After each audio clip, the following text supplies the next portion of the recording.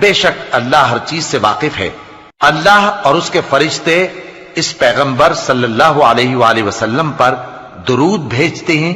مومنو تم بھی ان پر درود بھیجو اور خوب سلام بھیجا کرو۔ جو لوگ اللہ اور اس کے پیغمبر صلی اللہ علیہ وآلہ وسلم کو اذیت پہنچاتے ہیں ان پر اللہ دنیا اور آخرت میں لعنت کرتا ہے اور ان کے لیے اس نے ذلیل کرنے والا عذاب تیار کر رکھا ہے۔ اور جو لوگ مومن مردوں اور مومن عورتوں کو ایسے کام کی تہمت سے جو انہوں نے نہ کیا ہو ایذا دیں تو انہوں نے بہتان کا اور کھلے گناہ کا بوجھ اپنے سر پر رکھا۔ اے پیغمبر صلی اللہ علیہ وآلہ وسلم اپنی بیویوں اور بیٹیوں اور مسلمانوں کی عورتوں سے کہہ دو کہ باہر نکلا کریں تو اپنے چہروں پر چادر لٹکا کر گھونگھٹ نکال لیا کریں۔ یہ چیز ان کے لیے موجب شناخت و امتیاز ہوگی تو کوئی ان کو ایذا نہ دے گا،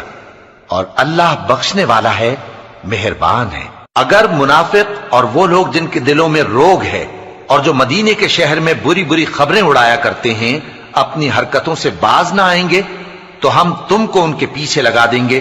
پھر وہ تمہارے پڑوس میں نہ رہ سکیں گے مگر تھوڑے دن، وہ بھی پھٹکارے ہوئے، جہاں پائے گئے پکڑے گئے اور جان سے مار ڈالے گئے۔ جو لوگ پہلے گزر چکے ہیں ان کے بارے میں بھی اللہ کی یہی عادت رہی ہے،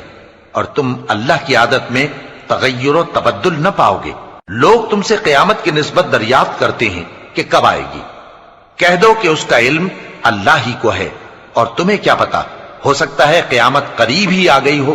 بے شک اللہ نے کافروں پر لعنت کی ہے اور ان کے لیے جہنم کی آگ تیار کر رکھی ہے،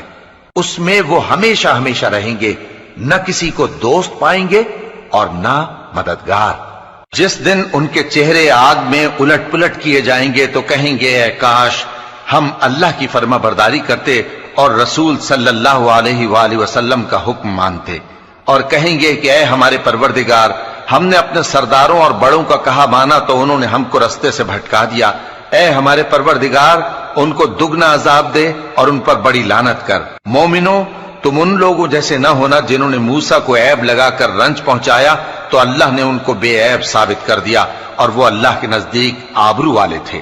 مومنو اللہ سے ڈرا کرو اور بات سیدھی کہا کرو، وہ تمہارے سب کام سنوار دے گا اور تمہارے گناہ بخش دے گا، اور جو شخص اللہ اور اس کے رسول صلی اللہ علیہ وآلہ وسلم کی فرمانبرداری کرے گا تو بے شک بڑی مراد پائے گا۔ ہم نے بار امانت کو آسمانوں اور زمین اور پہاڑوں پر پیش کیا تو انہوں نے اس کے اٹھانے سے انکار کیا اور اس سے ڈر گئے، اور انسان نے اس کو اٹھا لیا، بے شک وہ بڑا ظالم بڑا جاہل ہے۔